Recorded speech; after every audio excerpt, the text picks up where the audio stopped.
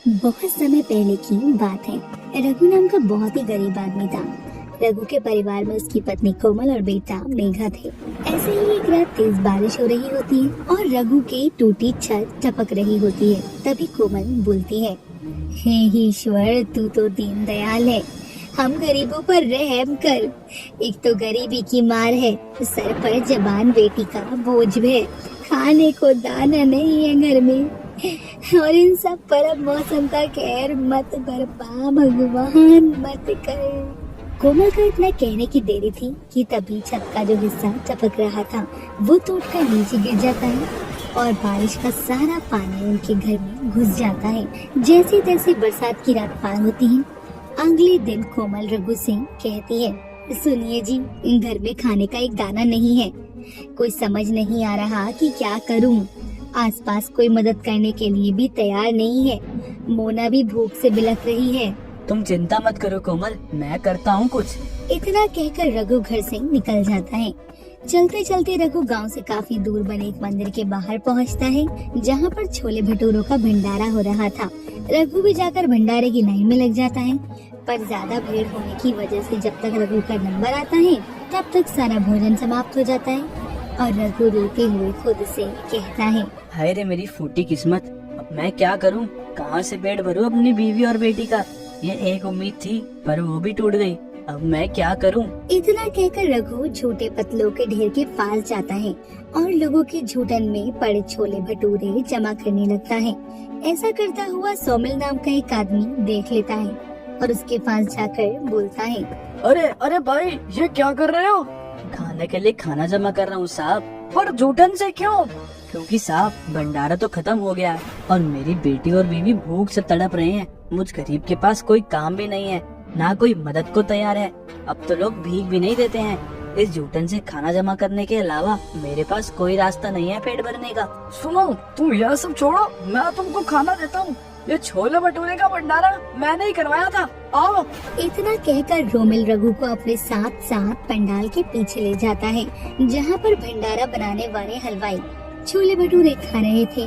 सोमिल सबसे पहले रघु को छोले भटूरे खिलाता है, साथ ही काफी सारे छोले भटूरे पैक कर देता है और अपना कार्ड देते हुए कहता है, ये खाना और ये मेरा कार्ड है, कार्ड पर लिखे पते पर कल आना, मैं तुम्हारी मदद कर दूंगा।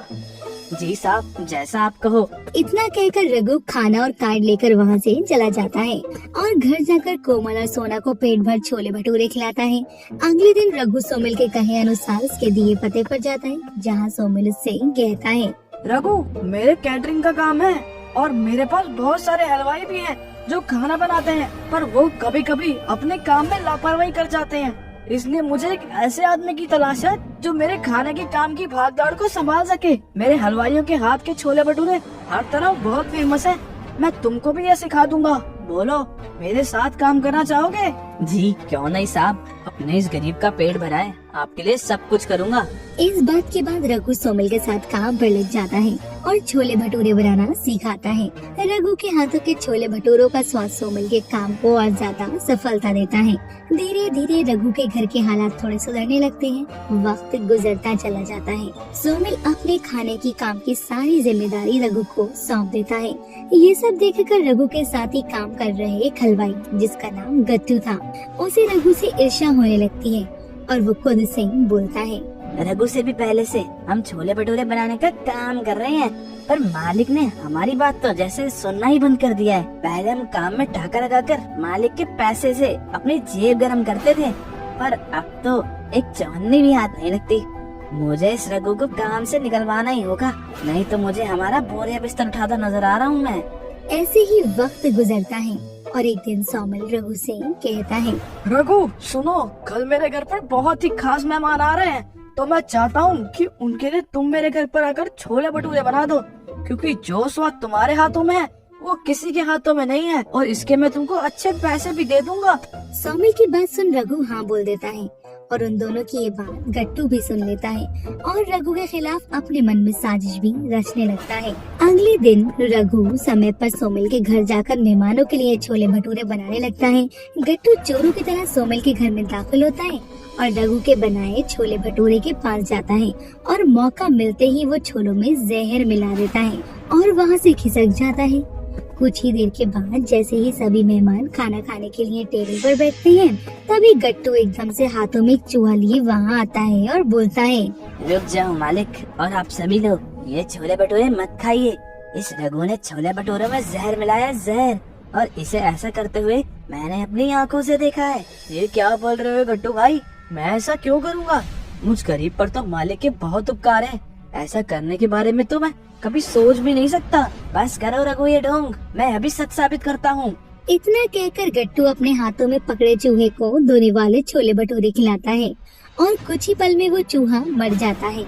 ये देखकर तो सभी के होश उड़ जाते हैं, जिसके बाद हर कोई रघु को बुरा भला कहने लगता है। सोमिल बिना कोई बात सुनी रघु को काम से और अपने घर से निकाल देता है। घर जाकर रघु सारी बात अपनी बीवी और बेटी को बताता है, जिस पर कोमल बोलती है, अजी मैं और मोना जानते हैं कि आप ऐसा कुछ नहीं कर सकते। अरे आप हौसला रखिए, आपका सच एक दिन सबके सामने जरूर आएगा और गट्टू को उसके किए की सजा भी मिल जाएगी। पर हमारा घर अब कैसे चलेगा कोमल? अरे वैसे ही जैसे चल रहा था छोले भटूरे से। अजी हमारे पास इतने पैसे तो जुड़ ही गए हैं कि हम एक छोटा सा छोले भटूरे का ठेला लगा सकें, और आपकी मदद करने के लिए मैं और मोना भी हैं। तो आपको किसी बात की चिंता करने की जरूरत नहीं है, बस आप कल से ठेला लगाने की तैयारी करो।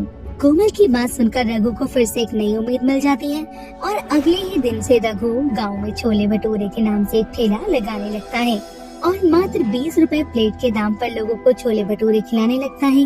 लोगों को रघु के हाथों के छोले भटूरों का स्वाद बेहद पसंद आने लगता है और हर दिन की रघु की अच्छी कमाई होने लगती है। वहीं दूसरी तरफ रघु के जाने के बाद सोमिल का काम एकदम ठप पड़ जाता है। हालात इतने बिगड़ जाते हैं कि सोमिल को सभी को काम से निकालना पड़ता है। तभी गट्टू सोमिल के पास जाता है और कहता है, साहब मुझे माफ कर दो, उस दिन जो हुआ था वो सब मैंने किया था। रघु ने कभी खाने में कोई जहर नहीं मिलाया था, बल्कि मैं ही उसकी बढ़ती तरक्की देखकर ईर्ष्या करने लगा था और मैं ही उस दिन खाने में जहर मिलाया था। यह सब मेरी साजिश थी, लेकिन अब जब मेरे हाथों से भी रोजगार जा रहा है तो मुझे मेरी गलती का एहसास हो रहा है। मुझे माफ कर दीजिए साहब, मुझे माफ कर दीजिए। गट्टू के मुंह से सच सुनने के बाद सोमिल के पैरों तले से जमीन खिसक जाती है।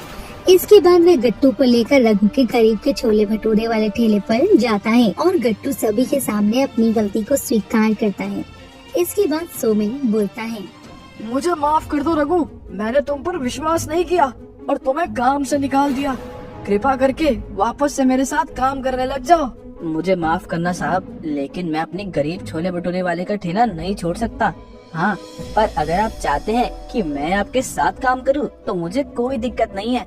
मैं आधा दिन अपने ठेले पर और आधा दिन आपके साथ काम करने के लिए तैयार हूँ।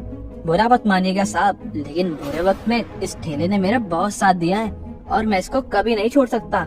उम्मीद है कि आप मेरी भावनाओं को समझेंगे। रघु की बात सुनकर सोमिल हाँ बोल देता है और अब रघु वापस से सोमिल के साथ काम करने लगता है। अपना गरीब छोले भटूरे वाले का ठेला संभालने के साथ सोमिल के काम को भी संभालता है और दोनों जगह बराबर का समय देकर छोले भटूरे के नाम से अपना नाम बनाता चला जाता है।